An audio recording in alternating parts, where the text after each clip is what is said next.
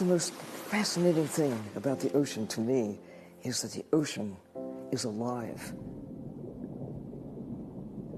Earth is habitable because of the living ocean. It's not just about rocks and water. It's the long history, billions of years of fine-tuning the creatures, changing the chemistry of the planet over long periods of time. And we're just beginning to explore the ocean. You never know what you're going to find when you dive in. But you know that when you do, you're looking at the history of life on Earth, recorded in the lives of creatures, still doing what it takes to make Earth habitable for the likes of us. Think about it. 97% of Earth's water is ocean. That's where most of life on Earth is. We need to protect the ocean as if our lives depend on it, because they do. Quien viene ahora es una de las mejores especialistas que tiene nuestro país. Me refiero a Jackie Peltz. Ella es directora del espacio de negocios inclusivos de la Escuela de Negocios de la Universidad de Itela. Le damos la bienvenida con su presentación, como ustedes saben, con inteligencia artificial.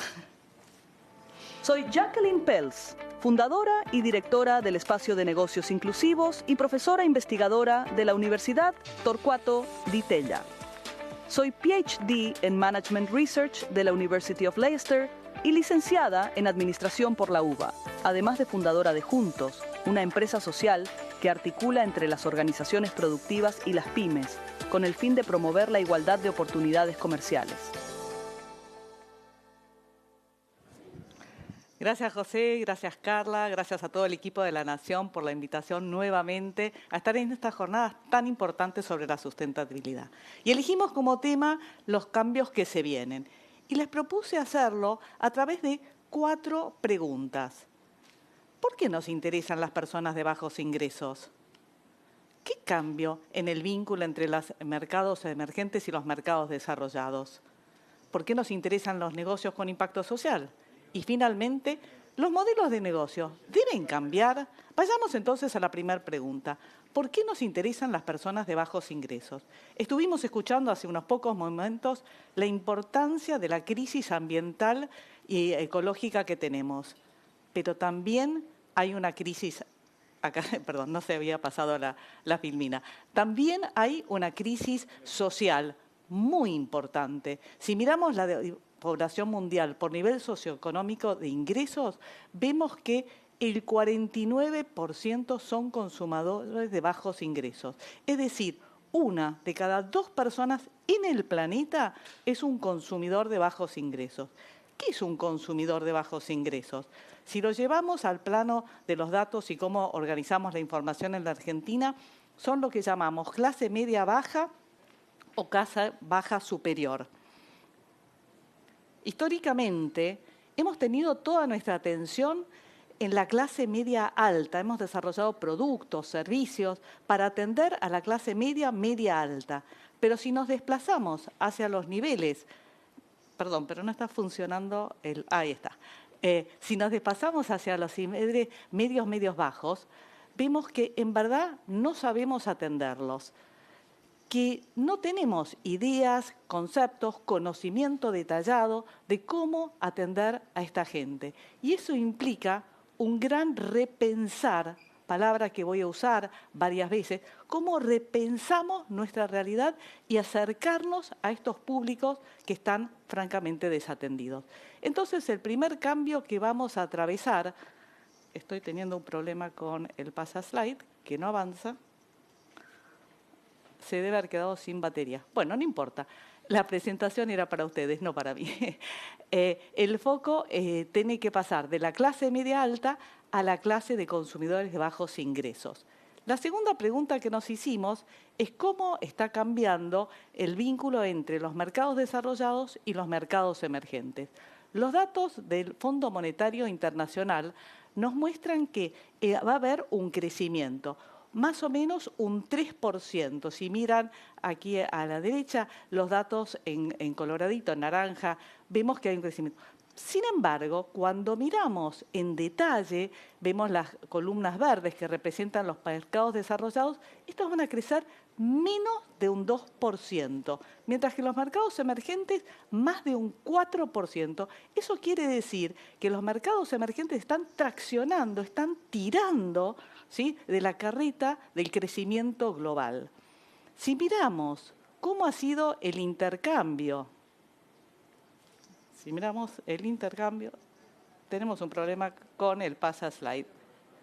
Si miramos el intercambio entre los países emergentes, vemos esta flecha que he puesto que representa la diagonal del sur-sur y vemos que el intercambio entre países emergentes ha crecido de modo exponencial, ¿sí?, en torno a un 200%. Y esto se debe, en gran parte, a cambiamientos en la población. Si miramos el total de la población mundial y comparamos los países emergentes con los países desarrollados, vemos que el ratio es 7:1. Es decir, 7 veces más personas viven en los países emergentes de los que viven en los países desarrollados. Ahí está, 7:1. Y si lo miramos desde la tasa de crecimiento de la población, es decir, la tasa de natalidad, también vemos que hay una tasa de crecimiento mucho más alta. ¿Esto qué quiere decir en términos de resumen? Sí, seguimos teniendo un problema. Perdón, ¿no? Ahí está. Que dentro de los mercados desarrollados hay menos gente y se encoge. Y los mercados emergentes hay más gente y crece. Y eso tiene que ver con lo que estábamos diciendo de este desplazarse hacia consumidores de bajos ingresos como target o mercado del futuro. La tercera pregunta que nos pusimos, ¿por qué nos interesan los negocios con impacto social? Si miramos la pirámide poblacional, en, por ejemplo, datos del BID, en este caso es de Bolivia, pero representa a todos los países, si lo miramos en términos de valores agregados, el consumo de los niveles socioeconómicos medios altos respecto de los consumidores bajos ingresos, los consumidores bajos ingresos consumen 3, 4 y a veces 5 veces más que los niveles más altos. O sea, un mercado súper atractivo.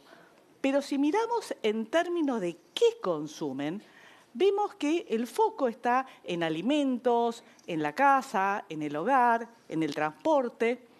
Yo quiero argumentar que son mercados altamente desatendidos. ¿Qué quiere decir mercados desatendidos? Es que hemos estado desarrollando los productos para los consumidores de altos ingresos y entonces los consumidores de bajos ingresos no pueden acceder a ellos y terminan consumiendo, lo que Maslow ha dicho en su pirámide, las necesidades básicas. Quiero dar 2 ejemplos de cómo han habido productos desarrollados para consumidores de bajos ingresos. Tomemos el caso de la telefonía celular. Este producto fue pensado esencialmente para gente que tenía una tarjeta de crédito, que podía tener seguridad y contratar un abono de 2 años, que le interesaba tener un teléfono de alta gama. Mauro Stornelli en los años 90 en Italia dijo «Ma tutto sbagliato». ¿Qué quiere decir esto? Todo mal. Yo tuve la suerte de estar viviendo en Italia en esa época, trabajando en el equipo, y él decía, no estamos pensando en el plomero. Dice, el plomero no tiene tarjeta de crédito muchas veces, menos en los años 90, no quiere un compromiso a 2 años, ¿sí? Y cuando llega a la casa a la noche y se entera que había una pérdida a las 3 de la tarde, perdió un trabajo. Mauro es el que inventa la tarjeta prepaga. Hoy el 80% de los teléfonos celulares en el mundo son prepagos. El segundo ejemplo que quería hacer es en el ámbito de las finanzas. También las finanzas y el crédito fue pensado para consumidores de altos ingresos. Para tener acceso a un capital económico, había que tener capital económico. Había que tener un bien o un garante que tuviera un bien o un patrimonio que nos respaldara. Mohamed Yunus nos dijo, no, también la gente más humilde, también los consumidores de bajos ingresos necesitan un crédito para una bicicleta, para una moto, para una heladera. Y revolucionó el mercado del crédito. Dijo, no es necesario tener un capital económico como garantía. Se puede tener un capital social como garantía y acceder al crédito. Ganó el premio Nobel. Entonces, ¿qué tienen en común estos ejemplos? Estos ejemplos tienen en común que han puesto el foco en el triple impacto. Buscaron incluir a la gente haciendo un negocio en el respeto del medio ambiente. Y hoy tenemos la suerte de tener datos que nos muestran las proyecciones en el tiempo de aquellas empresas que, como decían hace un ratito, pusieron en el corazón del negocio la sustentabilidad. Y hemos visto que tienen resultados económicos mucho más interesantes. ¿Por qué? Porque han capturado ese 50% de la población que son consumidores de bajos ingresos y que son, en verdad, un mercado potencial, cuando bien atendido, muy interesante.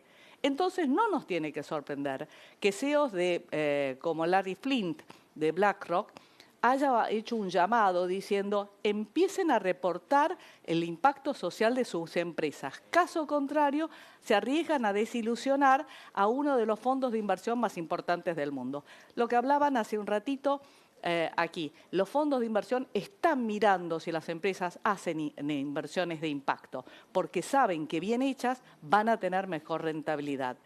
En esta línea, también ya hace unos años, el Financial Times hizo una autosolicitada en la cual dijo, es tiempo de resetear el capitalismo, tenemos que salir del foco en la maximización de la sustentabilidad, hay que superarlo, ¿sí? Hoy es necesario hacer rentabilidad con propósito. Nuevamente, esta idea de repensar en los negocios.